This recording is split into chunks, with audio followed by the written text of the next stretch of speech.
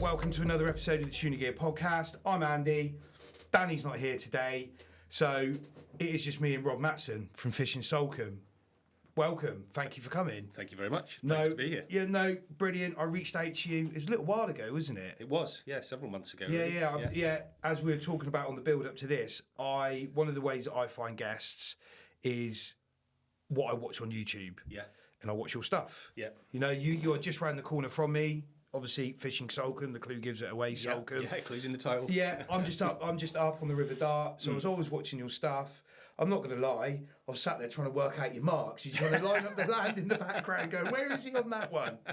But yeah, no, really enjoyed your stuff, reached out to you. Have you seen how much fish I catch from those marks? They're not that useful. Yeah, but a mark's a mark. You get all the marks you need.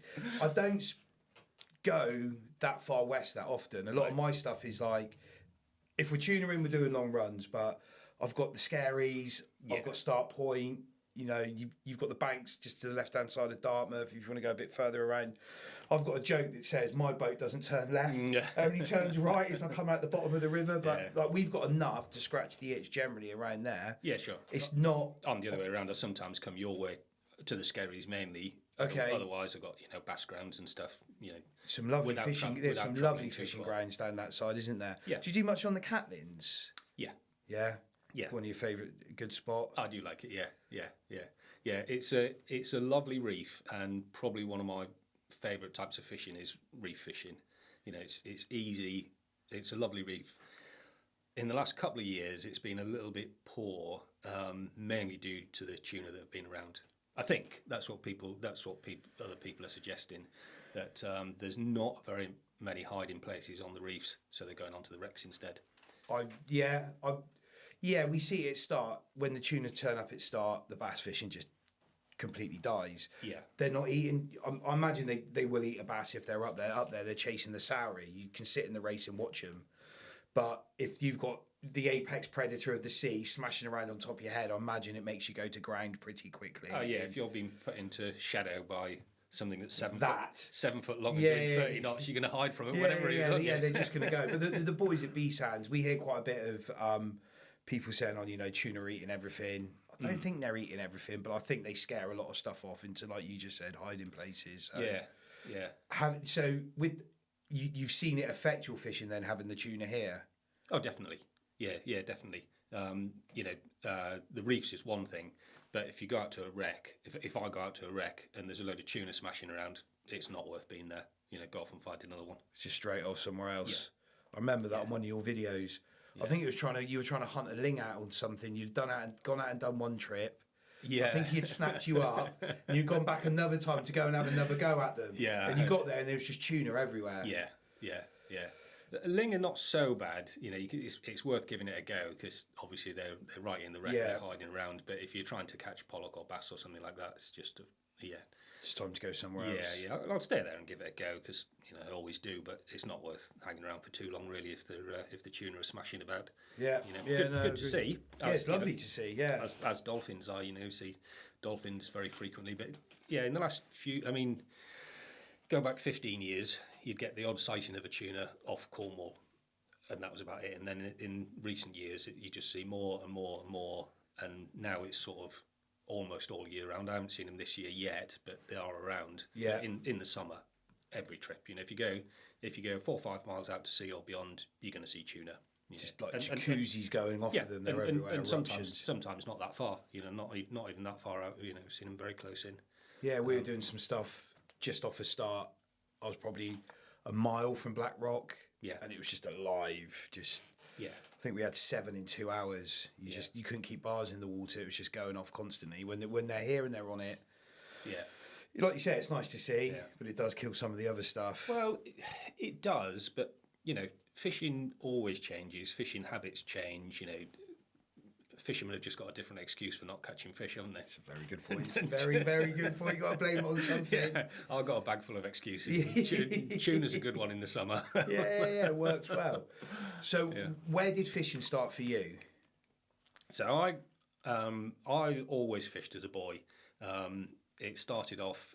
I'm from Hull originally, and first of all, it was just a little float and worms out the garden catching sticklebacks on the pond, on the lake, and then eels in the Humber, and then from sort of early teenager, I had either access to or my own boat, and most of those I probably would not go on today. Yeah. But it was going out into Bridlington Bay, it was dropping anchor, and it was catching whatever was there, a few mackerel place or whatever. I just sort of enjoyed fishing, and then as an adult, I had a period where I couldn't have a boat, and I went fly fishing. Really enjoyed that, and then when I was in a situation where I could have a boat again, what was that about? Getting on for over 30 years ago. I've had a boat since then, and and I go boat fishing. I just enjoy the whole process of being on the water. Fishing, yes, gives you an excuse to get on the water, and I do enjoy fishing, but just wherever I've been, and whenever I could, just get on the water with a boat. Not so much shore fishing anymore, just the boat. No, like I said, I enjoy sort of the whole process. I can have a good day on the water without catching fish. Catching fish doesn't necessarily mean you've had a good day. That's a rarity to hear nowadays, because everybody needs to catch something. Yeah. They don't know how to embrace a blank or just enjoy the other things that are going on when you're out there. Yeah, and I wouldn't enjoy it if I constantly didn't catch fish. Yeah. But I do blank, but it's rare. Sometimes you'll catch, the non-target species, or it'll just be a couple of pout or something like that. But you can still have a nice day, particularly living, what the area is like down here. But stunning. Yeah, going down the river and seeing everything that there is on the river, seeing the sunrise, having a bacon sandwich and a cup of tea. And then there's dolphins and tuna to see, and if you can catch a few fish on top of that, it's a bonus. So what boat have you got? I've got a Warrior 175. How long have you had that one? Coming up for 3 years now. What did you have before that? I had, it was called an MG 530. They don't make them anymore. Never even heard of that. It was sort of a budget Polish brand. They made an open one, a pilot house, which was pig ugly, and one with a little cabin. I had the one with a little cabin. It was good. It was a fairly flat bottom boat and fairly light. Bit slammy and rolly. A little bit. It was all right going in, but a following sea, it was not too special. Yeah, I can imagine. Yeah, but the Warrior is really nice. The Warrior suits me down to the ground. Where I am, that I've got a walk-on mooring, which is a pleasure, but I'm limited to 5.5 metres. You're tidal up there as well, aren't you? It does dry out. It does dry out. Yeah. That doesn't bother me actually. It's there are always some restrictions to going boating, whether it's weather or family or tide or whatever. It's just one of those things. There are deep water moorings, but they're not walk on. I could get a bigger boat, but it's if you want like a pontoon mooring that you got access to easily, they're much more expensive. They're not cheap. No, they are not cheap at all. No. So for them, given those restrictions, sort of the Warrior does well for me. It's quite a stable boat. Yeah, they're good boats. They are sort of like what's the word I'm looking for? I didn't want to say entry level, but like a good solid common boat for guys going out to do the sort of fishing that you're doing. You look at like the Alaska 500s, or you look at other boats like I think they do the Predator 165 and things like that. Yeah, that Warrior is the best of those small boats, isn't it? No, they are entry level. They're not plush, But very capable sea boats. I didn't want to talk them down by saying entry level, but that for that size of boat, because it's 17.5 feet, it's still not massive. No, but they can punch much more sea. Yeah. Than what a 17.5 boat should. Yeah, they can. Yeah, they're pretty good. And I like going out, depending on where I'm going. If the weather's a little bit marginal, which it frequently is. Yeah. I like going into the weather so that if it does blow up, you can run back home with a following sea, and a following sea for a 17.5-foot boat, it just sits there, with no issues at all. What size engine have you got on that one? I've got a 100 Yamaha on it. Probably pretty fuel efficient then. Yeah. For that size. Yeah. Because you're never at full chat on that, are you? No. You're probably just... No, about 30 quid for the day. Yeah, it's a dream, really. Yeah, it is. Yeah. Did that engine come on that boat? No, it didn't. It came with I bought it with a Honda. Yeah. An old Honda carb, and that was a 90 Honda, and the 100 Yamaha's about 25% more efficient, I reckon. Really? Yeah. That's a lot. Yeah. So do you run an auxiliary on yours? I do from this year because I had a little breakdown. So I never got to the bottom of it really. It was with the Yamaha, and I was about 9 miles out. Engine just stopped. Whilst you were going, or you went to fire it up and there was just nothing there? I just changed tanks, so I've got 2 fuel tanks on board. Swapped over to the second tank. The first one was nearly dry. And about 5 minutes it conked out. Put it into the boatyard, and they looked at everything, couldn't find anything, but couldn't get it running on my tank of fuel for more than about 5 minutes. Put it on his tank of fuel, fine. So it was about your fuel somewhere. A fuel contamination issue from somewhere along the way. Yeah, I use a fuel stabilizer. Got rid of that fuel. Got the engine fully serviced, new fuel, absolutely fine. But I did have to get towed in, so I couldn't have that embarrassment twice. So I got an auxiliary. Yeah, see, I've never run an auxiliary on my last boat. No, with the new boat, I've just gone to twins. Right. So fine. Yeah. But I had a big old Honda on the back of my last boat, and I took the auxiliary off because it was always just flapping around there. Right. Never ever had a problem. Then I saw your video and I was like, oh God, that's going to happen to me at some point. I did have an auxiliary. I'd run an auxiliary before, but I got fed up of the fuel evaporating a bit. With the best will in the world, you say, every couple of weeks I'll give the auxiliary engine a run, and then it's a month, and then it's 6 weeks. Yeah. You go to start it, and it won't start, and you're taking it home and taking the carbs off, cleaning it out, and then it'll run again. And then somebody put me on to Aspen fuel. Not heard of it. So it's fairly expensive. I think it's about 25 quid for 5 litres, but it doesn't go off. It doesn't attract water, and I've left it for 6 weeks. Pulled it first time with Aspen fuel. So I've got a couple of that, which will do me for the season. Yeah, it's 50 quid, but it's a season's worth of just in case fuel, of safety net, just in case. Yeah. So I've got a little 6-horse Suzuki, and that'll push it along at 4 knots. Good engine, Suzuki's. Yeah. Good engine. Shout out Suzuki. Yeah, got to do these things. Yeah. If I was buying a new boat and had a choice, it would either be a Suzuki or a Yamaha for me. Suzuki's are good. The last 3 engines I've had have been Yamahas, and apart from that fuel contamination issue, which you can't really blame Yamaha for, they've been bomb-proof. Never let me down. People get into a brand of engines, and that's generally where they stay, isn't it? Yeah, you get comfortable with something, don't you? You do. Comfortable, get confident in it, and a lot of fishing, whether it's your engine or your lure or your location, it's about confidence, isn't it? And if you're confident with what you're doing and where you're going and how you're doing it, it makes a good day's boating. If you're a bit unsure about any of that, it's in your head straight away. I say it all the time. Fishing's 50% confidence, 50% skill. Yeah. If you're confident, you can just work on the skill bit here and there and tweak things because you're not so worried about what's going on. Yeah. It's big. Yeah. So what does your average day's fishing trip look like? My mooring, as you know, it's about 4.5 miles upriver. Yeah.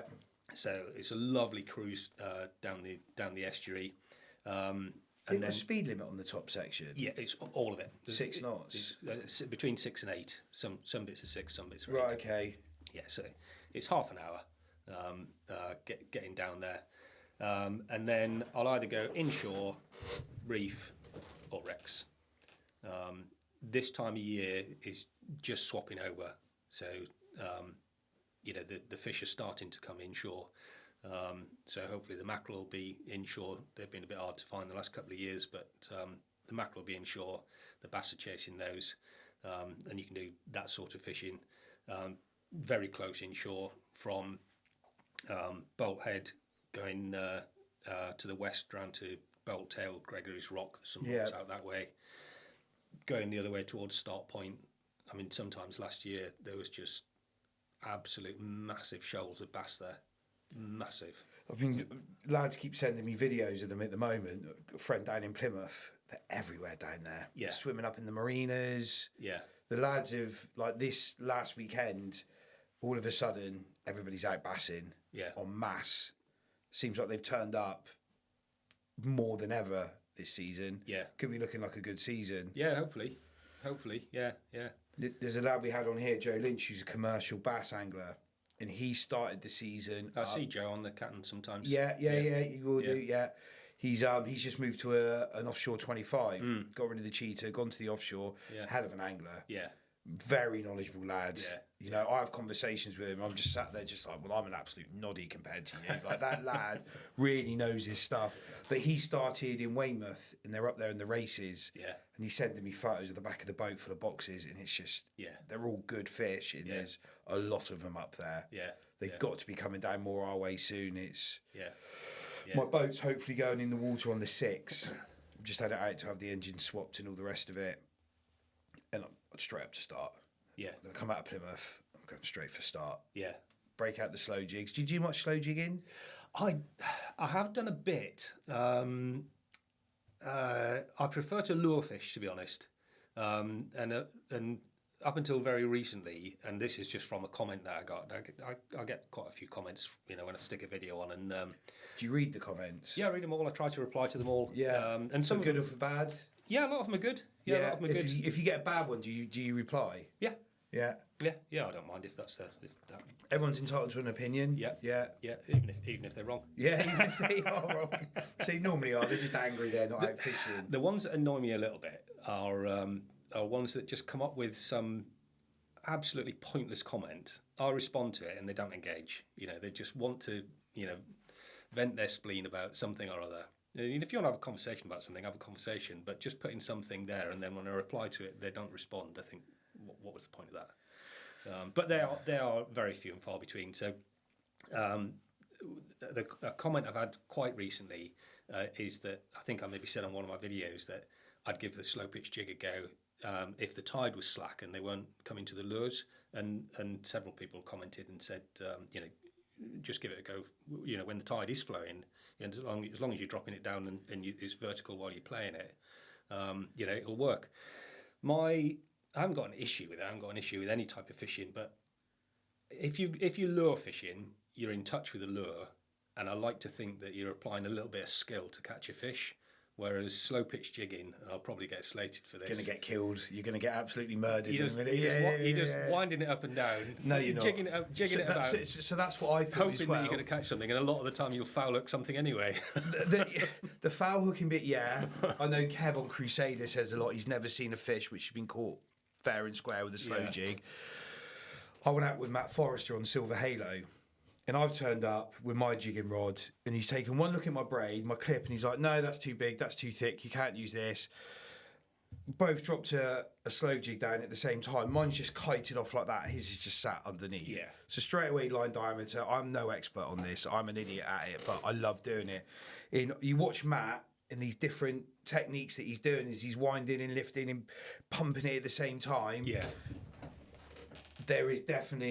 It's definitely not just drop it down there and pop it around a little bit. You are definitely working those different water columns, and those different jigs are giving you like different fluttering actions as they're coming back down and things like that. Yeah. It's quite addictive when you get into it. I'm sure. Because I looked at it the other way. I'm like, well, I can just drop an 8-ounce late down with 2 wingspans of trace. Up 15 turns, bzz, donk, back down again. Up 15 turns, bzz, no, right, okay. This time we'll go 20 turns up. I'll just slow the wind down a little bit. Yeah. So now I try to use a slow jig a bit more. Although when we were poddocking, I did use a lot of, you know, sidewinder, big long trace, 3-way swivel, in a big lead. Yeah. just because everyone was catching and I wasn't. I was like, right, I'm not having this. Yeah, I'm quite slow to adopt new policies, and one of the reasons for that is that I like to keep it as simple as possible. I've got a small tackle bag. I only really need 2 rods, but I take 3 with me. You know, if you look at slow pitch jigging, it says, oh, you should have this rod, you should have this reel, and blah blah blah. And I think, well, when I started boat fishing, we were perking then, which is, you know, the forerunner to slow pitch jigging probably. Yeah. And a lot of those were homemade. It was like chrome handlebars that were cut off with an angle, filled with lead and a treble on the bottom. And the rods were, you know, ridiculous. You know, just Big fat ugly sticks. big fat, yeah, broom handles, no braid. You know, just thick mono. But it didn't really matter because this thing weighed about a pound anyway. And you just chuck that up and down and jig it up and down. So yeah, I'm sort of slow to adopt new things. So you were at the forefront of slow pitch, Yeah. really, weren't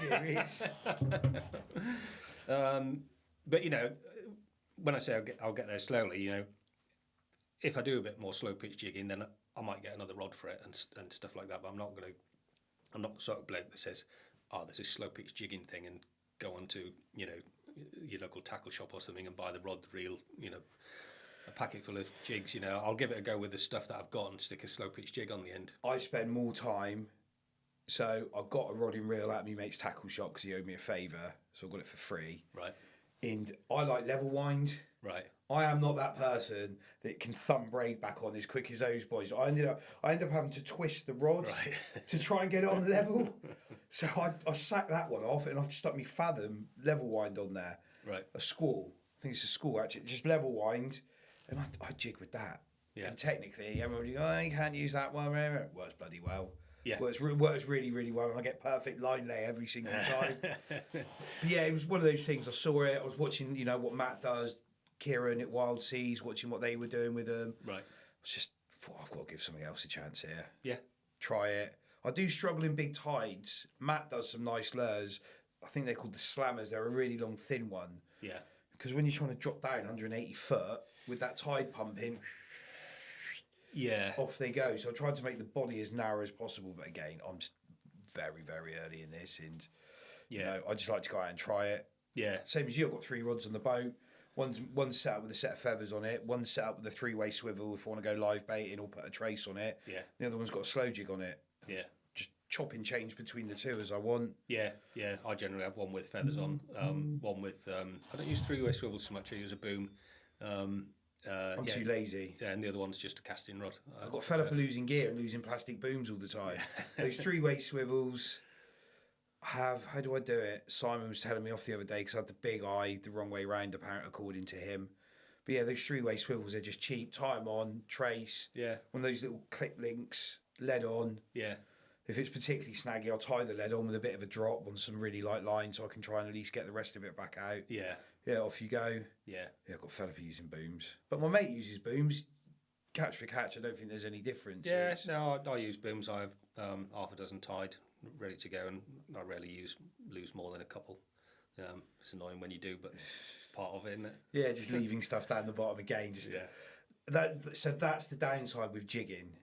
Those jigs aren't cheap. Yeah. On the trip before last, I probably left 150 quid's worth of jigs out there, and you're just like, oh. The tide was running fast. I'd get down. I wasn't really holding bottom properly, and you get the first dink, and you like come up a few winds. You're working it. And you let it back, get down, and you're like, I haven't felt that dink. I'm in it. Gone. Yeah. Oh, great. There's another 12 quid gone. Yeah. Is a bit more painful. Yeah. Sidewinders, 3 in a pack. 3 in a pack. Yeah, yeah. You can live with it a little bit more. Yeah, it's not too bad. Yeah. Still burn for a few packs though, as bad as everybody else. So what rods do you use? So I don't spend an awful lot of money on rods. So I've got a ugly stick, which I use most of the time. 12-20. 12 to 20. I've got a Penn TRQ, I think it's called. Again, a 12 to 20 braid rod. And I've got a... what's a casting rod called? An Abu Ike. Right, okay. Yeah, just really light and whippy. And that's, you know, I mainly use that for casting for bass. I'll sometimes put some sabikis on. It's good for squid. Catching a sort of mid-sized pollock on it. It's good fun. Got a £7 pollock on that little that little rod. Yeah, Loads of fun. yeah. That's good fun. Yeah, and I use I've got a pen clash on the casting rod, and then I use Fathoms 2-speed lever drag. Yeah. Without a level wind, they're great rods. Without a level wind. I don't use a level wind. No, I feel like right amateur now. I've got to have a level wind. Yeah, sometimes I bundle a line, but I don't use a level wind. No, I'm all right. Yeah, no, I've always had it. I've just stuck with it. Obviously, with the tuna rods, Yeah, just thumbing it across, but I just couldn't get my thumb going in that. Just stuck with me level ones. I just have to. I keep gear till it's rotten. And just a level one's just something else to go wrong. And Do you always wash it off? Yeah. Yeah, last ages. Yeah. I get told off all the time by Dave for not washing my kit off, and then like last year I really started washing everything. Yeah. It's amazing the longevity difference. I don't give them that much care, but I always wash them. Same with the boat. I always wash the boat. I wipe it down when we go, and I wash it when I come back. It just one, it's nicer to fish with nice stuff. Yeah, you tackle less longer, but if you can just spot anything that's wrong with the boat as well. If you give it a wash round. Do you have it out once a year to service it, the boat? Yeah. Just stay on top of it, much easier. Yeah. You don't go by engine hours, you literally just bring it out, service it. No, just bring it out and service it, I love winter fishing. I'm going out on a really cold, icy morning, just love it. And if there's some fish about, that's even better. But then about sort of February time, it tails off where we are, and then you wait until now, May, for the fish to come inshore. So generally, between sort of February and now, comes out for 2 or 3 weeks, gets anti-fouled, engine serviced, jet wash right through, and any little jobs that need doing. Have you done it yet, or has it been done? Yeah. Yeah. So so you're ready to go. Yeah. Have you done many trips yet? No, not really. I went out. I had one trip when I just got to the bar and turned around. I wasn't even capable. It's not happening. It was one of those times where you look beyond the bar and you think, that's just ridiculous. As you'll come into it, you can just see that raised, like as I take the swing through the lower ferries, you can look down at the castles and you can just see this grey line. You're like, oh, no. Yeah, you see a wriggly horizon. Yeah, you're like, this is going to be horrible, this is. And that was, when was that? That was February time, I think. So it was one of the times where there's going to be very little inshore. You've got to go out. Yeah. A minimum of 5 miles. Then when you see that horizon and just look at the waves and you think, nah. I mean, I don't mind pushing the weather a little bit, but that was just that was a bit too far. Yeah. And then I had one trip and blanked. That was a real treat, but it was a trip out, so that was okay. Yeah, nice day. Yeah, had a good day on the wrecks, just at the back end of the winter. That was nice. There's lots of pollock about. Not massive, but a couple of double figures. It's big enough for me. Yeah, we had a trip. We went out to. We did the Murray. That was Feb. Went and did the Murray. Right. All big fish. Really good fishing. Don't know that one. I'll speak to you later. Yeah, I know. I've got it on here. We went to the Murray, and then we went out to the liner after that, and you could see all the fish stacked up. Couldn't buy a bite. And then the next trip we did. We went on. That was on my boat. Next trip we went on Dave's boat. And we came out of Torquay and we were working the wrecks all the way down. Hardly anything there. You'd have said the fish had left. It was even hard to get a pout. Yeah. Just really, really hard fishing. But we ended up. I can't remember where we were now, but we definitely got amongst them. Then we did a bit on the 6. Right. That's down your way. Yeah. Did a bit on the 6. That was after, I'm not going to lie, I saw Kev from Crusader put up a post. He'd been down there chartering. Okay. Oh, that looks good. Right, we'll go down there. We had a good trip on that one. And then we had another trip out where we went out the other side of the shipping lanes. Okay. That was on Dom's boat on his Barracuda 8. Yeah. And he just wanted to give his boat a run. And that was an early start. Just blast for he's got twin 200s on the back. Just blast. It's like a mill pond out there. You just blast for the horizon, don't you? Yeah. We fished a load of wrecks. Neither of us had ever fished before. We had heard. So we, do you know Hooks, the shop in Torquay, the tackle shop down on the harbour? Yeah. Simon's in our WhatsApp group, and he had put on there that one of the commercials had been having cod. So that's what we were running for. We were going to go and try and find some cod. Didn't find any cod. cod. Biggest pollock I had was £16 though. Yeah, decent. Yeah. Yeah, that was a good fish. Yeah. Really good fish. I've only got insurance out to 12 miles, but if I had twin 200s, I'd probably extend that. Yeah. Yeah, you got some fuel range with his boat as well. He's got a big built-in tank. Right. You know, you can give it a blast for an hour. Oh, that thing sits at like 42 knots. Does it really? Yeah, you get a lot of water done in that amount of time. You know, you do burn a bit of fuel, but once you're out there and you're just between each wreck, engines are coming off, burns nothing. Yeah. And then the run back in was a little bit slower because we were getting a bit lower on fuel then. But yeah, we had a really good day, but it was all pollock.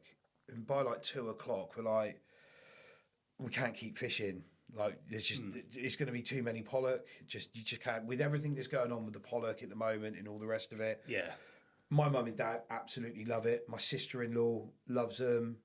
My wife and my kids are big fish eaters. I'm not so much. I was like, right, I've got enough here to get home, process. I shrink wrap it all goes into the freezer. Yeah. And our kids absolutely love fish. My missus makes her own like fish fingers and all this sort of stuff. So I was making fish pies and things. So like, that is enough to carry us through. Yeah. For I'd have to go pollock fishing until next winter now. And like, we didn't, you know, we're not talking tons and tons of it, but for the amount they're going to eat, we'll have a barbecue in a minute. You go and get some fillets out. It's they keep really well. I took half a dozen from a trip in the winter. You know, and they're all good sized fillets. I do exactly the same. Backpack them down, and I think they're better out of the freezer for Pollock's one of those fish where it goes a little bit. If you get it a bit tougher, it's a bit nicer. Yeah. I find bass, I want to eat it straight away if I'm going to do it. Yeah. Mackerel same day. I don't like mackerel; it's too fishy. Really? Don't like it. I don't like it at all. I'd rather eat a pout, to be honest. Just don't like that really fishy stuff. But like with bass, if we do go bassing, every so often I might take one. Like my wife would really like me to bring more home, but I'm not. Yeah. It's a tricky one half the time. I don't do enough bass fishing. And if I can eat bass, but I want to do it on the barbecue. Yeah. Loads of butter and some lemon on it and loads of pepper and stuff. Yeah. Get the barbecue fired out, wrap it all in foil, out it goes. Yeah, I just like them fried, crispy skin, bit of salt and pepper, olive oil. Yeah, just really nice. But I think I only took home a couple of bass last year. I caught lots, but they were in massive shells for a couple of weeks, probably more than a couple of weeks. From Salcombe to start, it was just one big shoal. The seagulls were going mad on it, but they were all just size fish. 42s and and I like them if they're over 50 if I'm going to take one. Okay. And I took a couple, but the rest just all got returned. Yeah, best way to be, isn't it? Which I mean, there's a beauty about bass, really. You know, they'll you don't need barbs on the hooks; they'll return really easily. Yeah, and a lot of that inshore stuff we're doing around start as well. We're in shallow water. Yeah, you know, nothing comes up blown. Yeah, you got no problems. Yeah, I catch some bass on the wrecks sometimes, and if you're in sort of 60 meters, something like that, sometimes the bass will come up blown. Yeah, and whatever you got to take them. Then luckily. I try to play them as slow as possible. Yeah. But the pollock had just done every single time. Doesn't matter what tricks you try. You could be out there for an hour, I think, trying to get them up, and they'd still just... They just don't like it. It's... Yeah, and I'm not convinced about descenders either. You know, I've read varying reports on them, and you'll get them back down. I think they're dead by the time they're up. That's the thing. As soon as that bladder's up in their mouth, or even sometimes the bladder's not gone, but you can even still the eyes are starting to bulge. You can see those blisters like at the barotrauma on them. You're like, the sides. I think if going to be a bit controversial, but either just ban it completely or just let people fish from it. I don't think a bag size or a voluntary bag size of those descenders is going to fix the problem. I think we've just got to be grown up about it. You know, when I was a kid fishing, everybody took everything. You know, it was undersized. It was, most people took everything. That was just the accepted norm. And now, luckily, it's not. Yeah, it's changing all the time. Yeah. So, like you say, I try and release what I can. But if I've caught 2 bass, I stop fishing for bass. You know, inshore, fine. But if you're on a wreck or something like that, and there's a potential for them not to come up alive, once you've caught what you want, just go somewhere else and try and catch something else. Yeah, do something different. Yeah, it's the same with the pollock. You know, the last good trip I had, I did want quite a bit. The freezer was empty. I got half a dozen. I could have stayed there and caught another half a dozen, but I don't. And I think most people have got that attitude these days. Yeah, I think it's a harder one for the charter boats because pollocking is a bit of their bread and butter. If you're not going pollocking, there's not a lot else to go for at times. You know, the bass, are they there anyway? You can't keep anything. I see some of those charter boats coming back with loads. I know more and more all the time are trying to. I know Kieran's very hot on it on Unleashed. You know, do you want that? No, let's put it back. Let's put it back. Let's put it back. Yeah. Yeah. But it is a tricky one. If they take pollock away from them, what else are they going to go for? People are just going to have to, you know, it's not like we're blessed with all these endless species. It's pollock. I think it's become a bit of a, what's the word? Norm, I suppose. It's one of those things. People go pollock fishing. Well, I mean, they? they're great fun to fish for, aren't they? Yeah. You know, whether you want to eat them or not. Counting those dives as they go down, you get you're on the third dive. You're like, oh, this is a double. This is the double, and you get it up, and then it goes for the fourth dive. You're like, oh, this could be really big. Yeah, they do. They're like, they really go. Probably, one of the few fish that'll take line off your reel in this country. Yeah, isn't it? You know, bass don't particularly. They'll dart around all over the place, and they're great fun to catch. Yeah, loads of head banging. But they're not going to peel the line off your reel like a pollock will. Not like a double figure pollock when it goes. It's they are turbos. Yeah. I don't know. I mean, I think certainly where I am, there are not very many charter boats, and I think it's sustainable for what they catch. Right. Okay. Particularly since the netting ban, you know what one net was going to do, you will keep a charter boat going for a long time. So I mean, it's always a bit contentious, isn't it? You know, very. The under 10s want their bit, the charters want their bit, the leisure fishermen want their bit. Yeah, there's only so many bits to go around, isn't there? I heard a fun fact, and I don't know how true this is, but there's more money made from more money generated from recreational sea fishing than there is from the inshore fishing fleet. Yeah, I heard that several times. Yeah, there was I can't remember what the issue was at the time, and it's got to be. I had charter boats once. I'll tell you about that later. And I got involved with. There was some issue with the under 10s, and they wanted more quota, or they wanted different catch, or something like that. And there was a big meeting at the Berryhead Hotel. Yeah. And lots of the under 10s were there, and they wanted to put their bits forward. I was there from a recreational point of view, and there'd just been a report published that said exactly that. I can't remember the name of the professor or the university that had done it, and that was my question: how does it sit with this, extra catch, giving it to the under 10s, when economically it's more important for the recreational fishermen? If there's more money to be made, everybody all the time is, the government are always trying to fill their coffers with more money and with better revenue streams. If there's more money to be made from the recreational side of it, then why is it not being looked at that point of view? And I get the commercials, I don't want to take anybody's livelihood away from them. But at some point you have to look at it and go, well, who's doing the most damage and who's putting the most money back in the pots? Yeah, but I'm selfish. I want to protect what I do. I like recreational fishing. I'd like to see all trawling, netting, particularly beaming, banned within 12 miles. That would be brilliant to the recreational industry. Yeah, because how many times you go to a wreck and there's just nets on it? Yeah. You know straight away. You drop down there, you're like, oh, you can tell the difference between snagging in a wreck and snagging in a net. Yeah. And you're just like, well, how much crap is down there? Yeah. I mean, this season and last season with effectively the pollock ban, I haven't seen the wrecks being netted, which is great. We had a load netted our way. I brought it up on that Trout Jesus one. Yeah. On Dan's podcast, and I probably need to correct what I said there, because every wreck we got to was netted. Right. And I was like, why are these netted? There's a pollock ban going on. And I was speaking to Joe Lynch, and he was saying they are chasing one of the flatfish, can't remember which one it was, and they net down the side of the wreck. Right. And I was like, okay, get that. But what's their bycatch? What's their bycatch? Yeah. What are you actually pulling in? Yeah. Because if it comes up, it still can't be loaded. I think their quota is something like, for pollock, 50 kilos a month. Yeah, it's not much, is it? Yeah, it's tiny. Yeah, absolutely tiny. Yeah. Not even worth doing. Yeah. But so what's happening to that stuff if there is bycatch in it? It's, yeah. We're never going to, there's never a right and wrong answer, but nobody seems to want to grab the ball by the horns and just make a firm decision and go. It seems like these people that have to make the final decision bow out at the last minute and just sort of. Well, yeah, they do.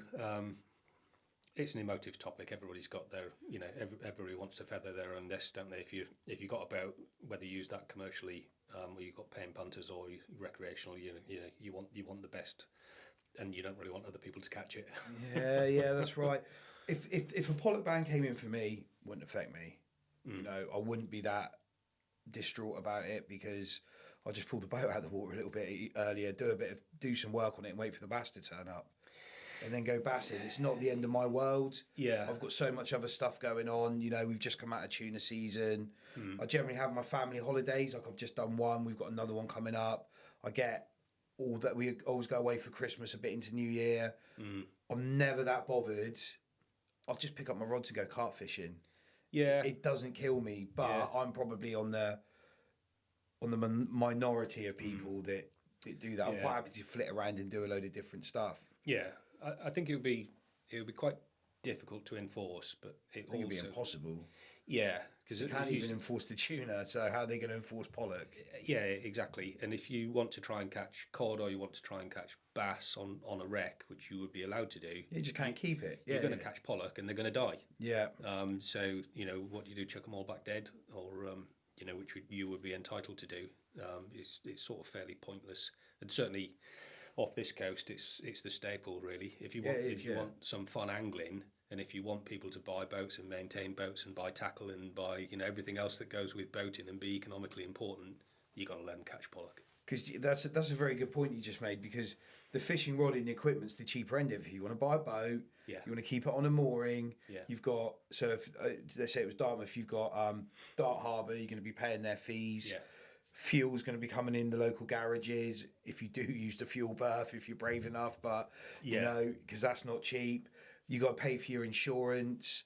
There's all these other costs that goes with it, which keeps money rotating around all the time. It isn't just the tackle. Yeah. But then those tackle stores in the winter, that's what keeps them going as well at the same time. Yeah, people coming in for lures, for line, for this, for that. Yeah. Since I started making YouTube videos, I had a word with my accountant. Not that I'm making lots and lots of money on it or anything like that. And she said, the inland revenue is not interested. It's a hobby. You'll get a few quid from it, but you're not going to make a profit. But just keep an account of what you spend and what you make. So I've got a little spreadsheet of what I spend and what I take from YouTube. Right, okay. I'm not telling you what it is in case my missus listens. No, don't worry. Yeah, don't worry, my missus might be listening and I'll get myself in trouble. We are quite economically important. yeah, we are. We very much are. Yeah. But you translate that to, all of the fishing boats that are just on the Salcombe estuary, it's a lot of money. It is a lot of money that comes in to largely the local economy as well. I get my engine serviced locally. I pay for trailer storage locally. The trailer gets repaired locally. That's as well as sort of food and fuel and tackle and everything else that goes with it. Yeah, everything I do is locally as well. My boat's going up to Tontos. Just on my marina, there's probably... the guys that I know, I can think of 15 boats on that marina that are just recreational fishing. Each one of those boats is paying $4,000 a year to be down there. Yeah. There's a chunk of change straight off the bat. Yeah, exactly. And then you've got all the little chandlers down at Nosh. You've got like the little chandlers you can pick up. The amount of times I go down and I just need something, and I can't be bothered to drive all the way back home, so I just whip up there quickly. Yeah, you pay a premium for it, but there's always something in there. There's guys making covers. You can go upstairs, get life jackets, radios, all those sorts of things. There's people that do all the electronics. Yeah. Like I get on my last boat, I had Rain Marine. Once a year, I used to get Devon Electricals to go down, who've got a thing there, put all the their Rain Marine cards in and do all the upgrades for me, all the software updates and that sort of stuff. Yeah. That was 80 quid. Yeah. There's all these little things which just keep topping up. Yeah. How expensive all this is. My son was speaking to his girlfriend, now fiance, pre-Christmas, and he said, "Dad's easy to buy for. He drinks whiskey and he's got a boat." Very simple. Virtually all of my Christmas presents, birthday presents are always, well, apart from the whiskey, it's something to do with fishing or the boat. Yeah, all my stuff. Yeah, it's all fishing based. I have to send it to them because I've got so much kit. It's not just the generic stuff. Now I'm like, Melton Tackle over in America do like all the AFCO bits and pieces, and I'm like, I want that bag, I want that hoodie, I want that hat, and I just send her some stuff, and I'm just like, here's 5 things, pick me 2, and then at least it's a bit of a surprise when it turns up. It always involves fishing. My elder daughter, she's like, Dad, can I get you something else that's not fishing? So I went, draw me a picture. And then put it in a frame. What do you want? Me and my boat fishing. So that's what she drew. It's up on my workshop wall, you know. But it still involves fishing. So how did the YouTube thing come around? So funny old thing. It was coming up to a Christmas, and what I actually wanted was a camera, because the estuary is so beautiful and you don't capture a lot of it. I wanted a camera that I could maybe take some stills off and. Of just bits of the estuary without going, click here, there, and whatever. I'm not artistic. I don't know how to take a picture, and I thought a GoPro would do it. So I asked for a GoPro for Christmas, and then coincidentally, about the same time as we're thinking about Christmas, the harbour dues at Salcombe get announced. And you pay the deposit ready for next year, like Dartmouth. Yeah, they ask for 200 quid or something. That secures it. Yeah, but they decided to for my little bit, they decided to put it up by about 40%. It was crazy for reasons that only made sense to the harbour authority. They needed money. The little pontoon at Kingsbridge, they said, needed to be brought into line with the prices you pay at Salcombe. So that's what they did. Really? Yeah. So I was faced with this. I was faced with this extra cost. And I got a camera, and I thought it might be quite nice to just go and make a YouTube video. Not really with the intention of making any money on it or anything like that, but I thought if I put it out there and it does eventually make a little money, it might offset the costs of the increased costs of the mooring fees, stuff like that. And that's really how I got started. And then so I just gave it a go. The first ones were rubbish. Are they still up? Yeah, they're still there. I didn't take them down. Let's have a look. So it's all thanks to Salcombe Harbour then. by putting it up by so much. Yeah. That's ridiculous. I mean, it wasn't the only answer. I thought it's quite nice to have a record. I don't. My family will tell you, when we come back from holiday or anything like that, and right to the bottom, mate. Right to the bottom. And they all say, the sound quality is shocking on it. That's the main. Did you only start 2 years ago? Yeah. Meet my boyfriend, Jake. What's up, bro? So my family will all say to you, we come back from holiday, and they say, send us all the pictures you take, and I say, well, I didn't take any. And I don't, I just don't take photos and stuff regularly. So I thought, I like boating. It might be nice to just take some videos and see what. There's that stuff shooting around Instagram at the moment where it goes, the wives put photos up, and it's me with my husband, and they're all just stood there. Husband's just completely plain face. Like 6 photos go up. My husband fishing. He's like, yeah.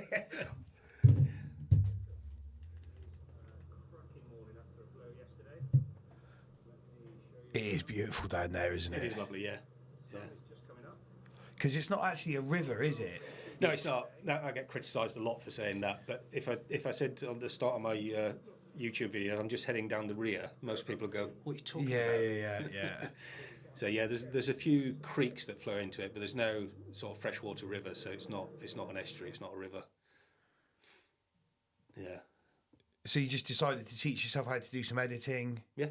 Would you use like CapCut? Just use iMovie. Oh really? It's free, yeah. They come across well though. That's the thing. Yeah. So that's an element, isn't it? It is an element. Yeah, I've got an element. Yeah, it's pretty basic, but it does everything I need to do on it. Really. They're good screens, aren't they? Yeah, they are good screens. It's good sort of daylight. I put the 12-inch element on mine, on my last boat, and I put the twin through-hole transducers, right, which did like the side scan, the this, the that. Never use any of it. Old school fish finder. That's all I use on there. Yeah, I just want to see the bottom. Yeah. I want to see a wreck or something like that. Yeah. I'm not even bothered if it shows fish. I just want to see what I'm above. Yeah. That is it. Yeah. Yeah. God, that is a nice size, isn't it? That'll make hell of a bait. Yeah. So you've upgraded now. You don't just have the bucket in the back. You've built your own live well, haven't you? I'd only just bought the boat when I had this. So I still don't have a live well. I just keep that. I have got a 60-litre bucket, but I mainly use that just for fresh water. Right, okay. Yeah. Do you find stuff stays alive as long as you need it for? You never need a live well? Just I've got a gorilla bucket. Just change the water in that. Yeah. Yeah. Yeah. We've in the last few years we've really struggled to consistently go and catch bait. Yeah, we have as well. Yeah. When tuna season starts and we want to go live baiting, can we find bait? Yeah. No. We're finding joey mackerel like this big, and you're trying to put an 11.0 hook in it, which weighs exactly the same as the mackerel. Yeah. Got no chance. Yeah. I found that I think it's the water temperature. So the best mackerel fishing I've had is been in January and February. Before, I'm always coming the other way, but before you get to start, you've got that last bay, is it Lannicombe? Yeah. With the rocks that come out down through there, and there's the reef that runs off back down towards Salcombe for a bit. Yeah. Some of the best mackerel fishing I've had is been down off of there. Yeah. As soon as I get a bit further up, it's all wrasse and small pollock. Yeah. And the other side, it's all bass. Yeah. So But yeah, we struggle for bait. what I've heard, and I don't know if this is true or not, but What's that? What did you catch there? I can't see it properly. that's a John Dory.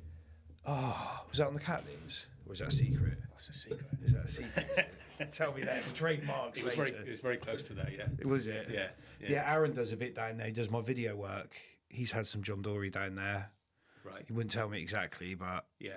I'm going to make him take me back down there fishing for the day. I don't know exactly where it is because I can't catch Were it. you targeting it or it just popped up? No. I've sort of tried to catch them a little bit, but they tend to just pop up sporadically. You know, I can't go to this mark and say, you know, this is where I'm likely to catch a John Dory. You know, I'll probably catch a couple a season. Yeah. Yeah, I'd like to catch one. I've never really targeted them. I don't do enough. That's my problem. Yeah. I'll go tuna fishing and the rest of it is just a trip here and a trip there. Yeah. When the boat goes back in a minute, I'm going to go fishing hard, but yeah, I'd like one of those. Have you ever caught a trigger? Oh, a long time ago. Yeah, a long time ago. You get them in the rear. In the rear. Yeah, a long time ago. But again, only by accident, really. Just on the little reefs. I was probably just mackerelling at the time. Just at the reefs are just about half a mile off Salcombe. Just pick one up. Yeah. I wouldn't mind a bit of that as well. Yeah, but there's a deep pool in the river, which is like a good place to target them if you want to. Right, okay. Yeah. I tend not to fish in the river. Because it's a bass sanctuary in there, isn't it? It is. So yeah. fishing's allowed, or is it certain marks you can? No, you can fish anywhere. The only restriction is you can't use live bait, and obviously it's catch and release because it's a nursery. Right, okay. But you can fish wherever you like. Yeah. Have you ever done any gilt head fishing in there? I have a little bit. Again, I don't really like it. Most of my fishing is done to enjoy the day. Right, okay. And I just find fishing in the river so frustrating because you anchor up and there's weed coming down and you just spend your time just getting rid of the weed. And there's one bloke in the river that fishes really successfully for gilt heads, but he sits there for all of the tide with half a dozen rods, and he just must spend most of his time untangling weed. Ben, the UK fish player's got it bad. They've got in his head. They have. That's I've been with him once, blanked. But yeah, he loves targeting them down there. Yeah, he's had them to a good size as well. It's yeah, they are. Yeah, I mean, I probably should fish it more, but like I said, I don't go fishing just to catch fish. I go to enjoy the day. And some of my fishing I know is not the most efficient way of catching fish. It's just the way I like to fish to enjoy the day. It's a refreshing thing to hear that, to be fair, because a lot of people, I feel like more people are going fishing for likes most of the time and to put some content out there. And I've just been picked up by, I shouldn't be saying this because I've just been picked up by Suzuki, but like people, they're getting sent lures and they're just doing this and it's about that. I don't know how many are still fishing for them in the day. Yeah. Well, going back to what we said before, another reason I started doing YouTube videos was that I couldn't. They are there, but I couldn't find much that represented what I do. Like the fish locker's brilliant.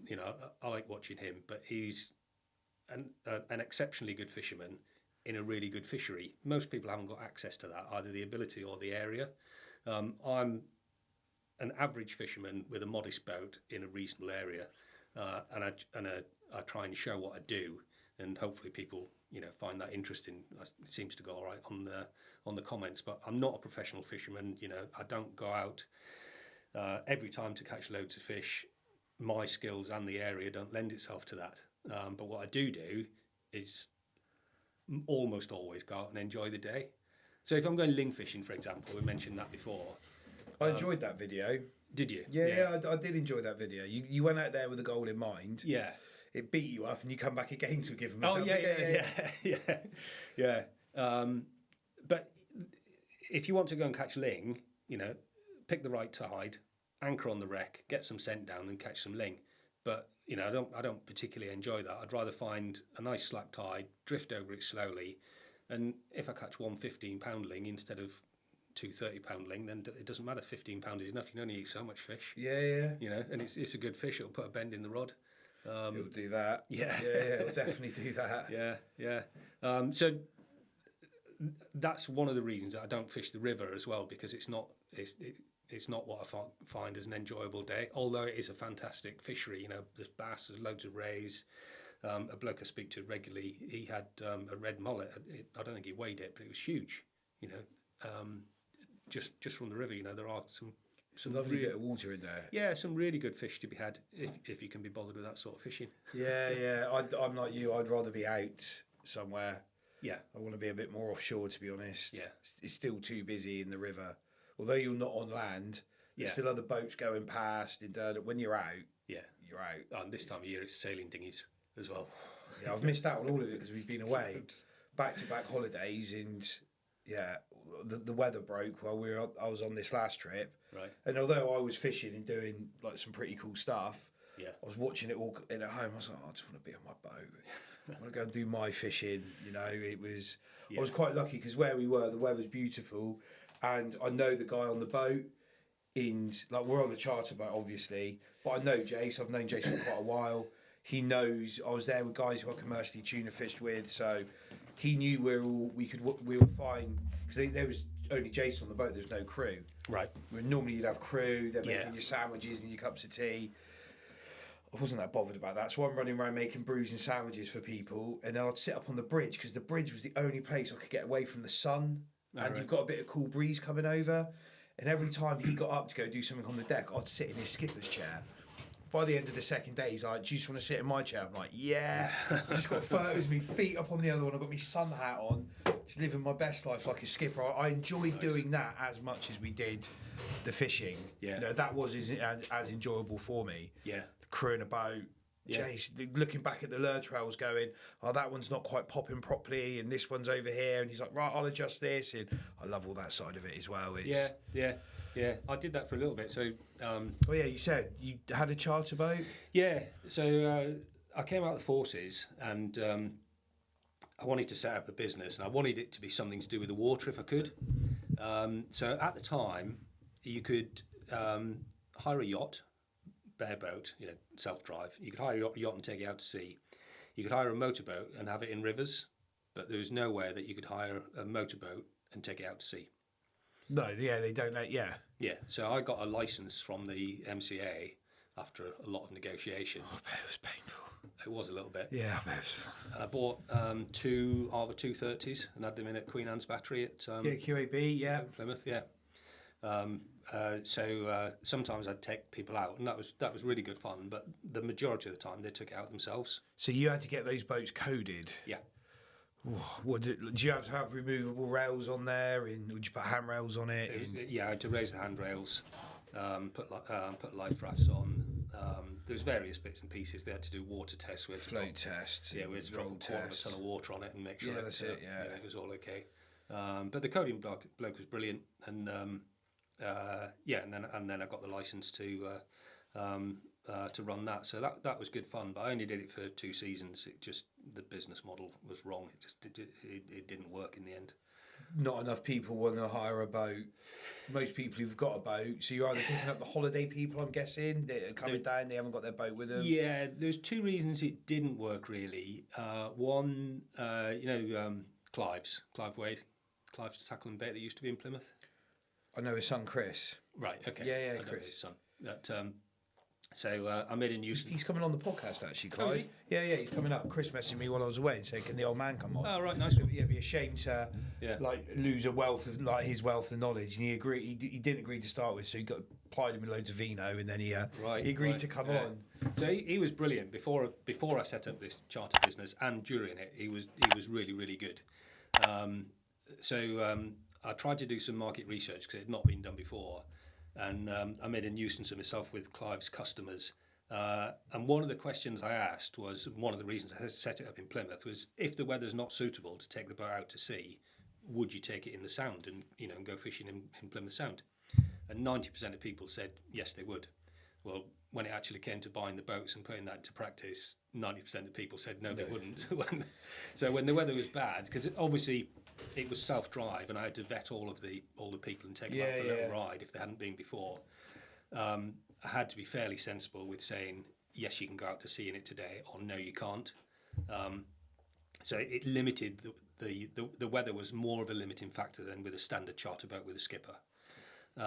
So I lost a lot of that. But the reason behind having two boats was I wanted one to cover the fishing market, and when the fishing season's good, put two boats out. But there are lots of places on the south coast, one in Salcombe in particular, I use as a case in point. Then it was let in for £10,000 a week as a holiday home. It had its own quayside, but it's got no access to get on the water. So I thought that one boat in the summer season would satisfy the holiday market for people that wanted to just potter up and down the Kingsbridge Estuary, or Noss or Falmouth or Brixham or wherever. Yeah. And the fishing side of it worked okay. I made a little bit of money, but I'd invested nearly 100 grand in these two boats, and to work. Welcome to boats, yeah. And to work every nice weekend in the summer, the fishing alone didn't turn enough profit, and the holiday side of it just didn't take off at all.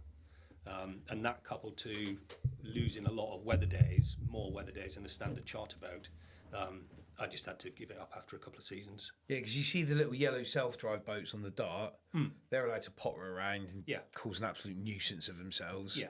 But they're not allowed past the castles. Yeah. That's the end of that. Yeah, so I did a 20-mile code of practice for self-drive boats, which people didn't go that far, but they did go out to did go out to Eddystone, and it was really, really fun. I never had any issue. Well, I had one minor issue. I rarely let people go out by themselves, but this one bloke said he'd been boating all of his life. I think he was about 70, this fella. He'd been boating all of his life. He knew the area really well. There was a yacht race going on, and he just wanted to go around the Sound and take some pictures of the yachts while they were going around. So, right, okay. So reluctantly, I said, yeah, fine. And then I got a call from him towards the end of his day saying, I'm lost. That's what you need, isn't it? That's just what you need. Yeah, okay. So I got him to describe where he was, and he'd just gone completely past Queen Anne's Battery and got to Lara Bridge, and then didn't know where to go. That is the problem with that sort of stuff when you're dealing with the general public, aren't you? Yeah, but that was the only minor incident I had.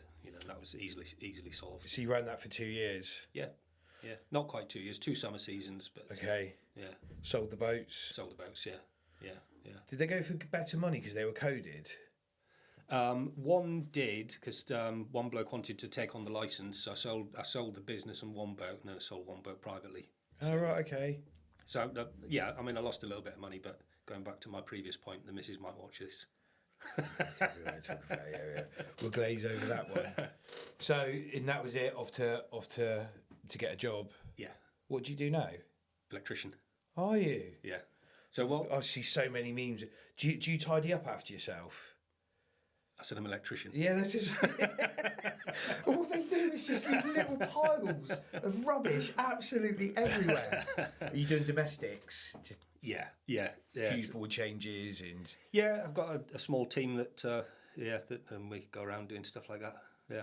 Cracks me up how they don't clean up after themselves. My Sparky Sam looks after the stuff on the rentals, comes around, wanted some ring cameras fitted. He's drilling through different bits of block and all the rest of it. He just swept it all into a nice pile and then just left me the pile. Couldn't do the final sweep into the dustpan. Leave that one there. Leave that one there. I could tidy it, but it would be a disservice to my fellow It tradesmen. would be a disservice to your fellow tradesmen.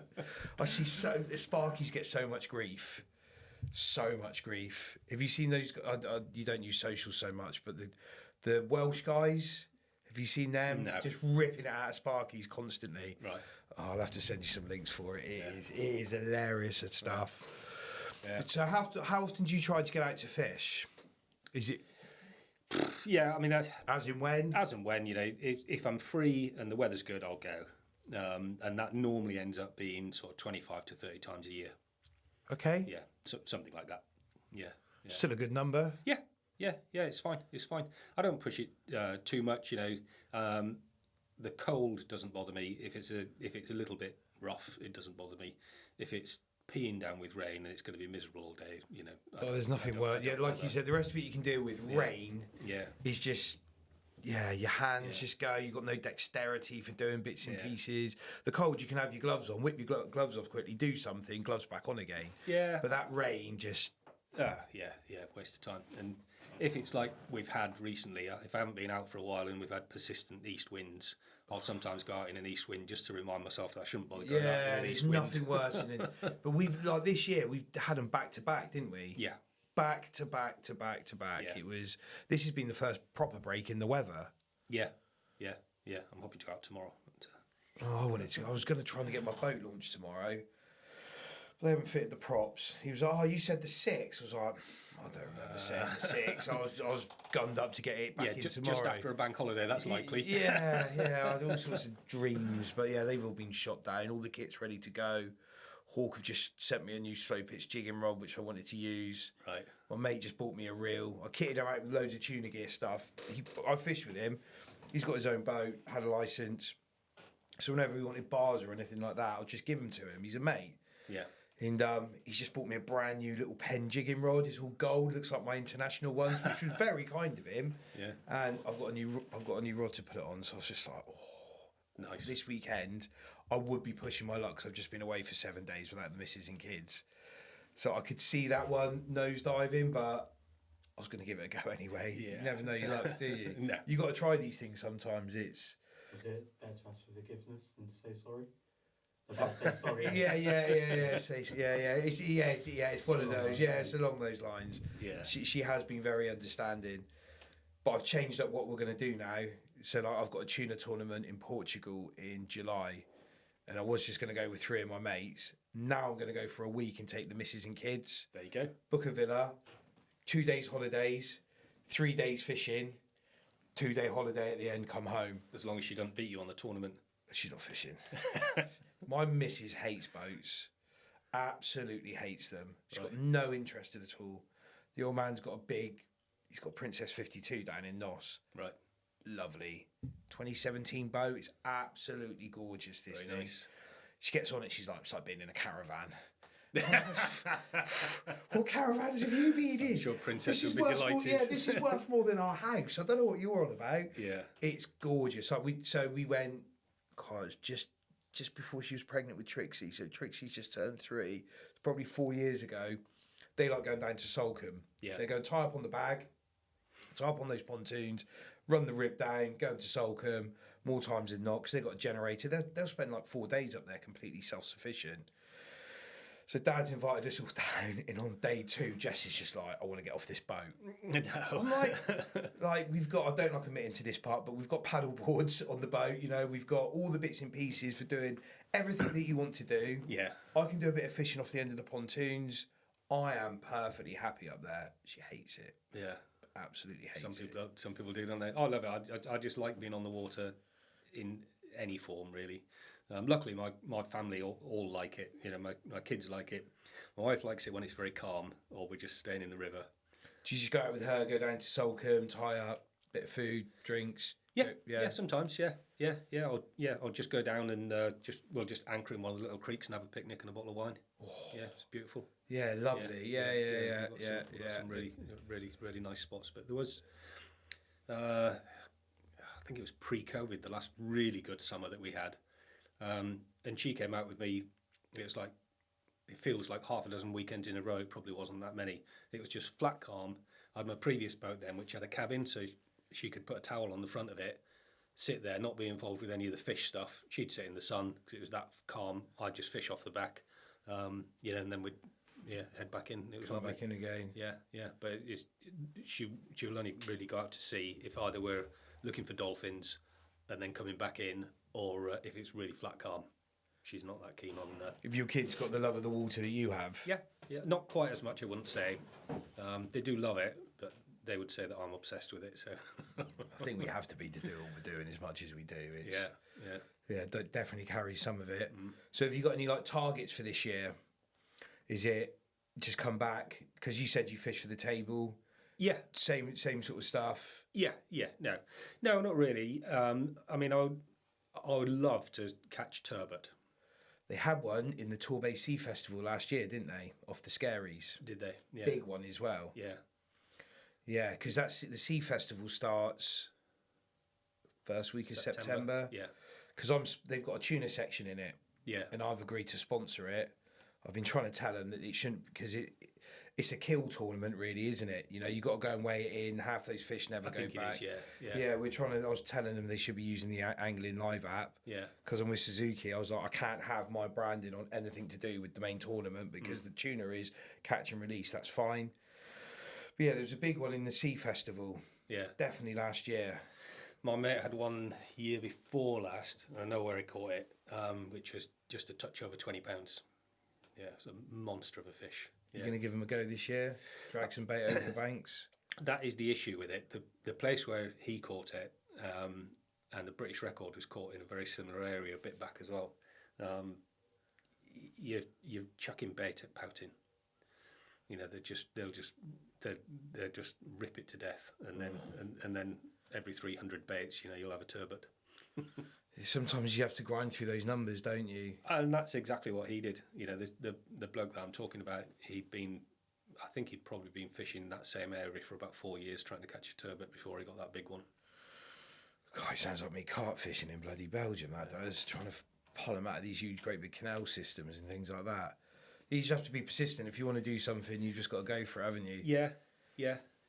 But no particular targets this year.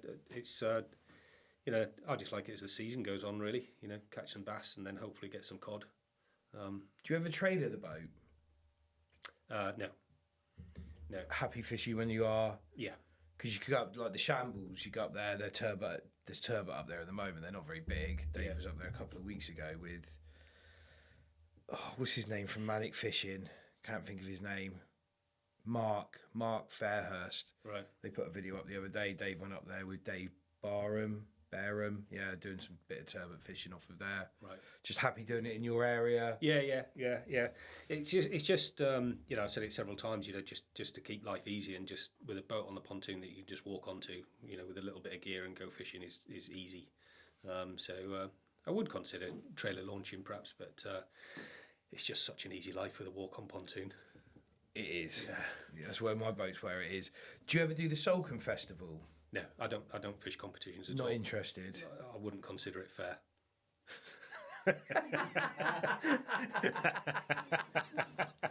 On them or you?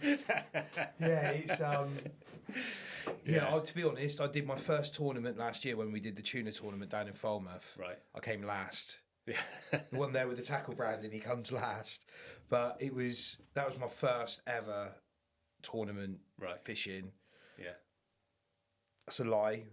I did Portugal that year as well. I went to Trevira and fished the Marlin Offshore Classic.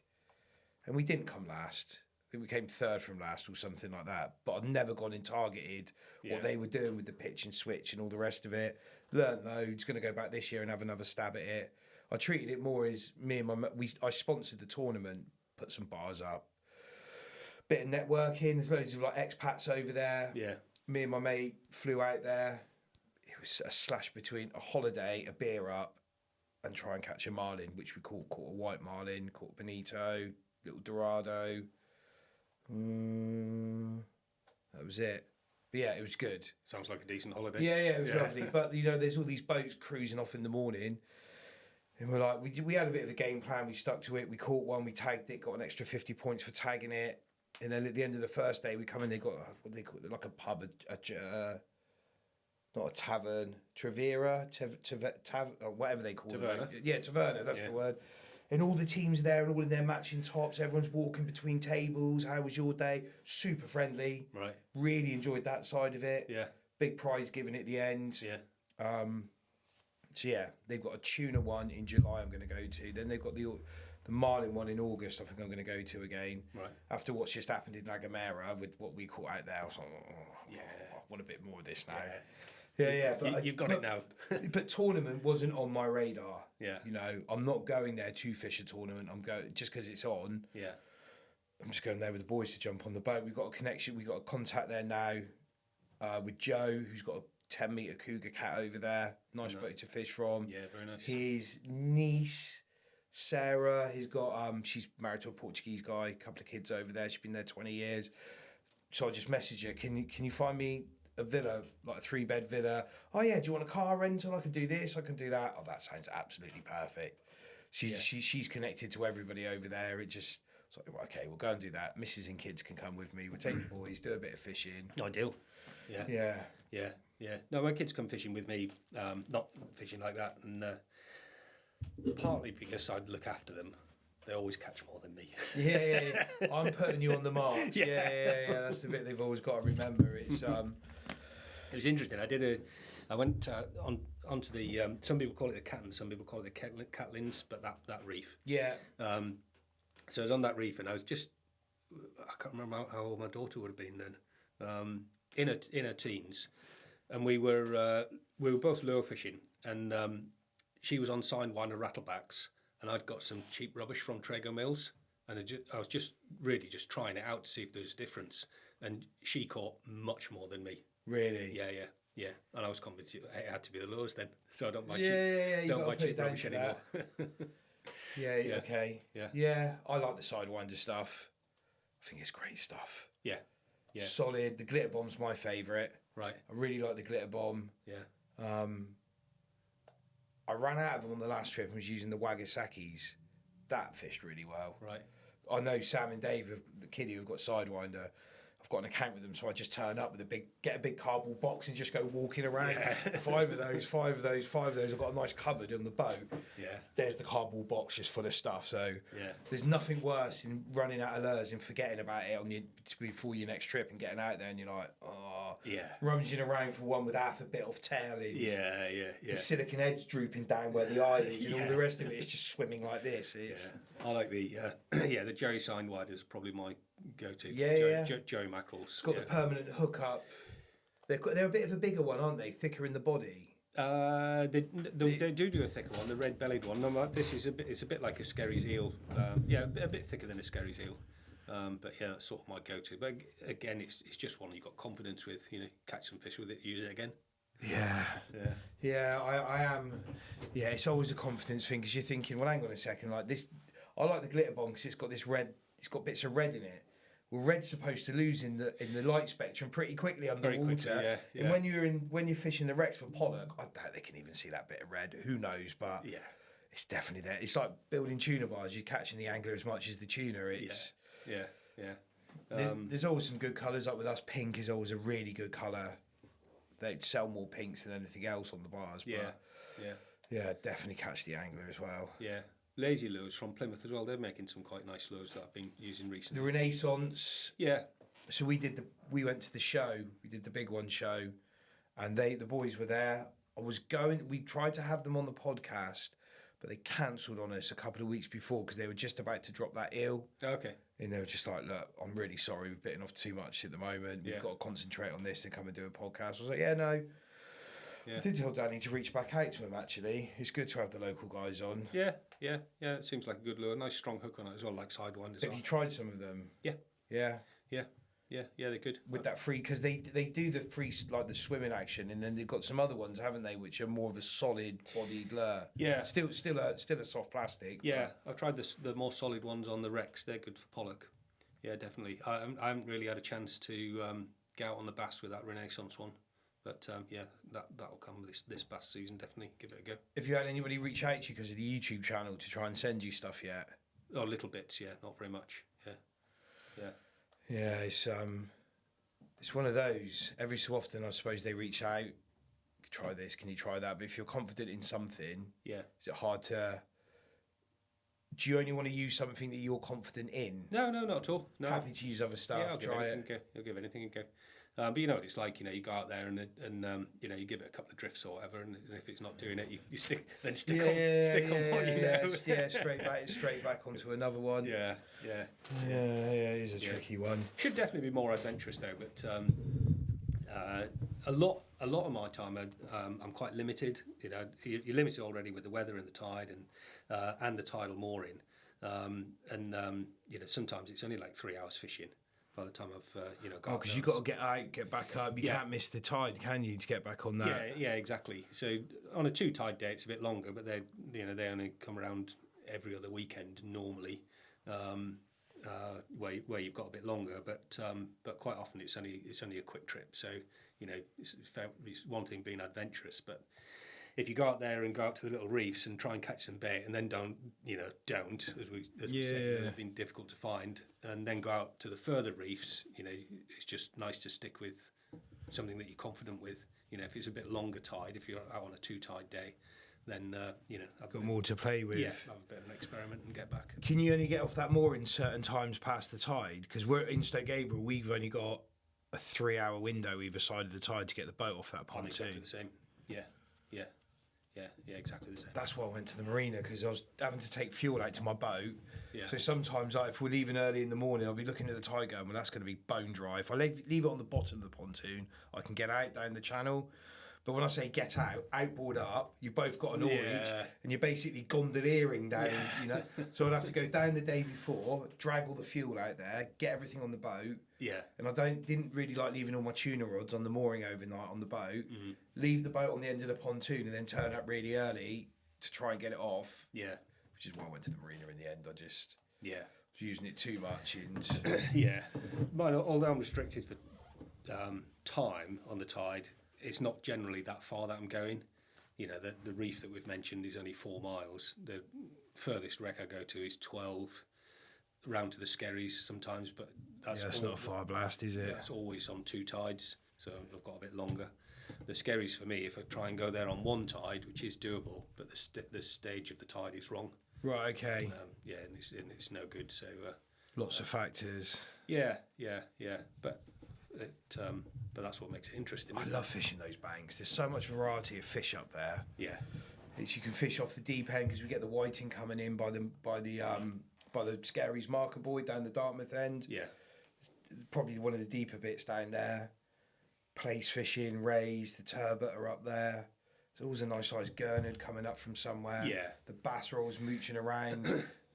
There's always bait up there. Yeah, got some of the sand eels are up there. You never quite know what you're going to find. There's a bit. I tried to do a bit the other side where you go into where where the eel fell in at B Sands. Yeah, there's some rough ground there, and I was getting told about dabs and stuff down there. We went down there and had a try for that. After about 3 trips, I just got bored though, and went back to other things. Yeah, we had some really good place fishing last year. I really enjoyed it. Something I don't do a huge amount of, but we did one. I'm not much of a bait fisherman. It stinks, it's dirty, and it gets my boat dirty. So I'm not the biggest fan of it. Yeah, especially all that yellow that comes out of rack. It's like stains everything. Yeah, I do like place fishing now. I don't get a chance to do it very often. Like I say, it has to be 2 tides. The weather has to be calm. It's pointless going place fishing if it's rough. I think anyway. It's got to be nice and smooth so you can feel those knocks. But if all those things do come together, I will go around to the Skerries. And try. I started using. Have you seen those big bars with all the? So you put a weight in a big long bar and you can put 2 rigs on. Right. And then I'll just use one of those big gripper legs. Donk. Work an absolute treat. Oh right, okay. Found him off a guy on eBay. He actually he lives in Brixham, hand ties everything. Right. I managed to talk him into letting me go around his house and picking everything up instead of waiting 2 days for it to be posted from here to Painter. Okay, no, I've not tried those. Yeah, really good. Really, really good. He does all the pre-tide traces for the price he sells them for. I can't even be bothered to sit there at home and tie anything. Yeah. I had an interesting day on the Skerries one day. I've been place fishing and then the tide slacked right off. So I thought I'll just go onto one of the deep sections off the back. I stuck a 12 on with a whole mackerel, just had that on the bottom while I was having a sandwich. And all of a sudden the ratchet started clicking. I thought, hello, this is a big blonde or something like that. Anyway, reeled it in. It was a dogfish that I had to prise the mackerel out of its mouth. It would have choked. It wasn't nowhere near the hook. It was just such. Just wouldn't let go. It wouldn't let go. It was nearly choking itself. This little thing. I thought that's not what I wanted. Dogfish. Bloody dogfish. They always ruin something, don't they? Still pulled a bit of drag though. Yeah. Well, I was having a sandwich, so it was just on the it was just on a rod rest on a light on a light drag with a ratchet on. Yeah, there are some nice blondes up there. Yeah. Yeah. Again, the festival last year, I saw quite a few come up. I don't know that many guys that fish up there. That's the problem. I see on the Meridian and I say hello. Yeah. But you don't want to go prying into, oh, you had much. You don't want to give it that, do you? And, oh, what have you been doing? I know Mike quite well. Mike Concannon. Yeah. Yeah. He's got that Day Orkney 21. Yeah. He's on my marina as well. He works down there, doesn't he? I think his missus won it one year with a blonde. Oh, really? Mm. He's just had, well, he's not just had, recently he had that, what's the word I'm looking for? Wasn't a turbot. He caught it off the shore, didn't he? Did you see the pictures of it? Oh, the halibut? Yeah. Oh, that was him, was it? Yeah, that was him. Okay. Right. I think he's gone for a record with that. Right. I think it's the biggest shore caught one. I might be wrong. Yeah. But he was very chuffed. Right, okay. Very, very chuffed with it. But yeah, I see him on the marina quite often. He's a hell of an angler. Yeah. He's always anchored up here doing this or doing that. He absolutely loves it. Yeah, I got involved with him when I had those Arvas. I used to take him around to Brixham for the festival. Right, okay. Yeah, so got quite involved with him then. Good bloke. Yeah, nice fella as well. Yeah, good bloke. Yeah, real good bloke. Yeah. But yeah, I see him on the marina quite often. But yeah, well, I super enjoyed that. So did I. I really enjoyed you coming on. Thank you very much. Very welcome. Pull that back up again. Yeah. So it's Fishing Salcombe.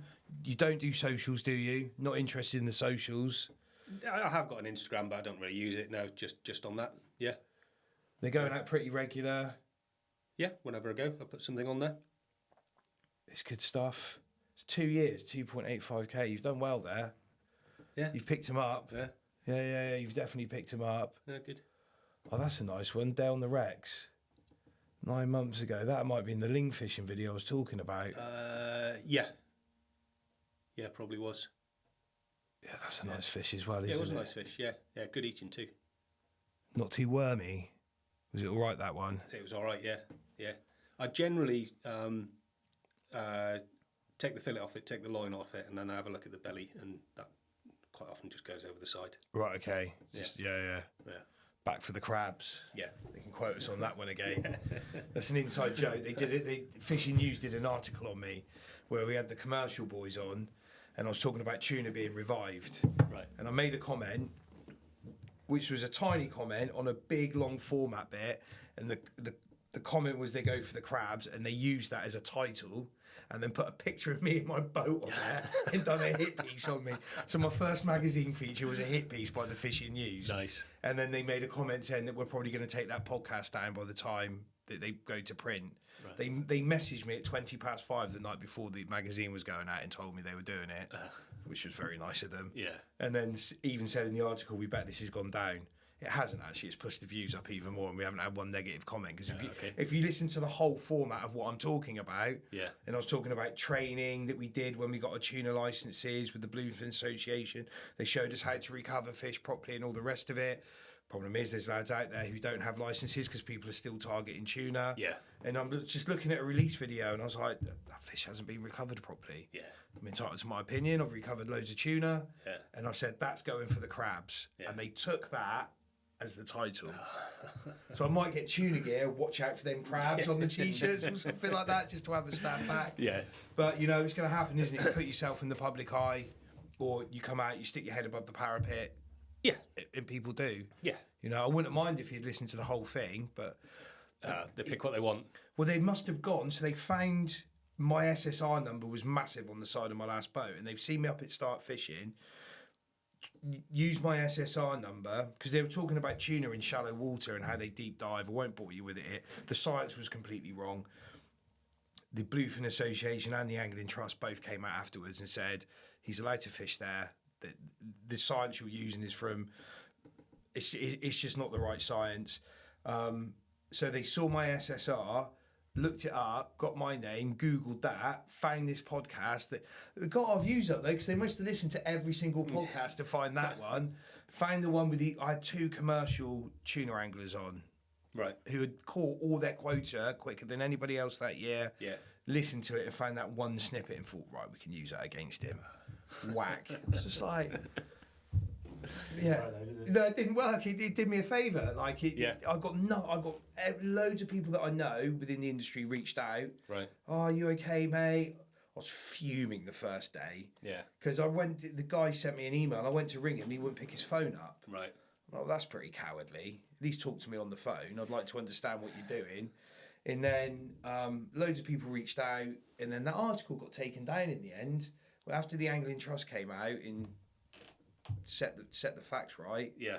you can't find that article anymore. Really. And then another guy did an article, and then he rung me up and said, "Oh, do you want to make some comments?" I was like, "Oh no, I'm going to get myself in loads of trouble again." But it was a pro-recreational one. Right. And like I explained to him, they've taken it out of context, and we've got a big feature coming up in Sea Angler. I've got to get the article written in about 4 days for 4 days time, because they're owned by Kelsey Media, and they own Sea Angler magazine, they own the Fishing News, and I showed him it at the Big One show, and he's like, "Well, that shouldn't." The email the guy sent me was like a very personal email about his opinions, and he thinks this, and I was like, So Sea Angler said, "Oh, we'll come and do a big feature on your tackle and all the rest of it." Yeah. Like, Most of the fishing industry is friendly then, that isn't it? I've had nothing but good experiences. So people are going to hate if they want to hate. I can't do anything about it. I'm not going to change everybody's minds. Yeah. I wasn't doing anything wrong. Yeah. They had an agenda to push and they wanted to push it. Yeah. I just happened to be up there that day fishing, and because my SSR number was so big, I was easy to find. My SSR number's now this big. Yeah. But I've got Tuna Gear written down the side of my boat in massive letters with a big squid. Yeah. So I'm going to be even easier to find now. But hey, it comes and goes, doesn't it? It's put yourself out there. Somebody's going to find fault, aren't they? Yeah, they are. Like I said, that's when I asked you, do you read the comments? Yeah. Joe Rogan says never read the comments, but Yeah, most of mine are nice, and I do learn from the comments as well. Most of them just put stuff on there and I think, oh yeah, I'll give that a go or whatever. Yeah, the latest one I've had is I said something. I've been fishing on a reef, couldn't catch any mackerel, couldn't catch any scad, couldn't catch any sand eel. I was hoping they're going to be bass there, and I said, as far as I'm aware, bass don't eat pouting. They're low calorific, not oily fish that they normally eat. So the bass are probably not going to be here.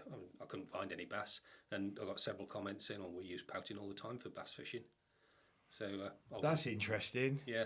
So comments like that, and most of them are good. Most of the comments I get are, friendly, and all well-meaning, and sometimes they're a bit of good advice as well. So. Are you going to go and use pout for a live bait now? I'm going to give it a go if I can catch some small ones, yeah. Positives are taken away from all of it. There we go.